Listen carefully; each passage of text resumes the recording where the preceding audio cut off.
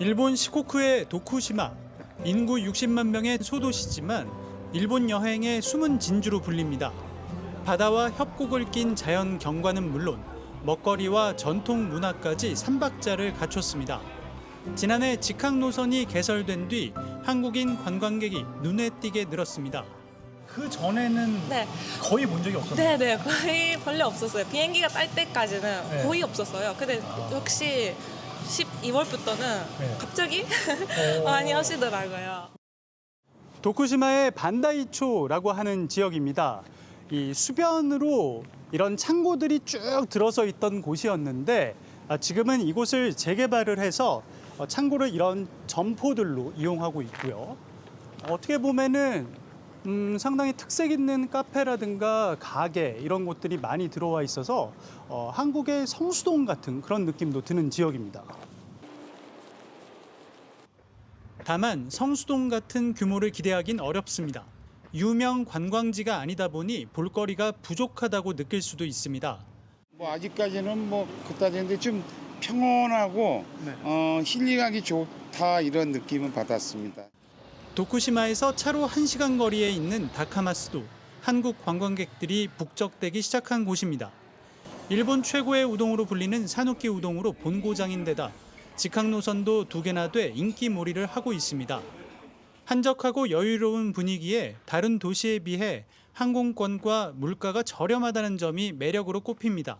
남편이랑 아이한테 얘기한 게 한국에서 먹었던 우동은 우동이 아니다. 와. 네, 그 말을 한마디를 하니까 되게 궁금해했고 가고 싶어했고 그래서 2주 만에 다시.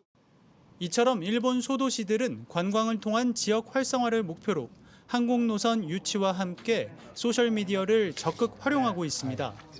1万人近いお客様がすでに徳島を訪れていただいておりまして、でホテルの関係者ですとか、あと夜の飲食店の関係者様からは非常に韓国のお客様が増えたと喜んでいただいている状況です。 우리나라 지자체 역시 지역의 특색을 살린 관광 테마를 적극 홍보하는 일본 소도시의 모습을 참고할 필요가 있어 보입니다.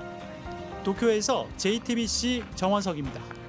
네, 이렇게 일본 소도시까지 한국인들이 몰리자 항공사와 여행사들도 잇따라 관련 상품을 쏟아내고 있습니다. 일본 관광은 한국이 먹여 살린다는 말까지 나오고 있는데 반면 한국의 관광 수지는 만년 적자인 상황입니다. 계속해서 박준우 기자입니다.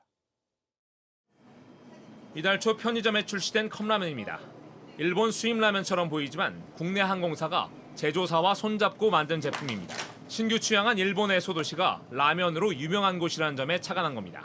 기존의 라면들과는 좀 다르게 글씨체를 사용한 것 같아서 조금 궁금한 라면 같기도 하고 또 항공사에서 처음으로 만들었다고 하니까 한번 먹어보고 싶은 마음이 있습니다.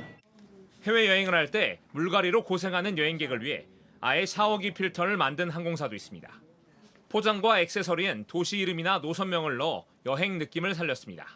색다른 도시를 방문할 수 있는 경험을 저희가 제공해 드릴 수 있고 추가적으로 항공사 입장에서는 차별화된 노선 운항을 통해서 경쟁력을 확보할 수 있는 게 강점이라고 생각을 합니다. 현재 국내 항공사가 취항 중인 일본 도시는 모두 31곳. 3대 도시인 도쿄와 오사카, 나고야를 제외하면 28곳이 지방 중소도시입니다. 지난 2023년 한국인 관광객 약 595만 명 중 약 3분의 1 가까이가 중소도시를 찾았다는 통계도 있습니다.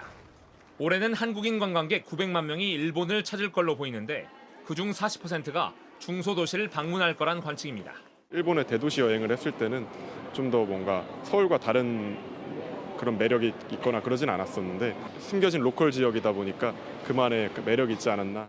다만 일본 중소도시에서 우리나라로 여행 오는 인바운드 관광객이 드물다는 건 풀어야 할 과제입니다. 일본에서 그 여권을 갖고 있는 비율이 약 17%라고 들었어요. 그거를 올릴 수 있도록 그 여권을 발급하는 사람들한테 해외여행을 할 때 뭐 캐시백을 실시를 한다든지.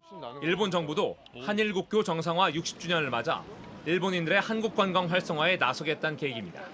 JTBC 박준호입니다.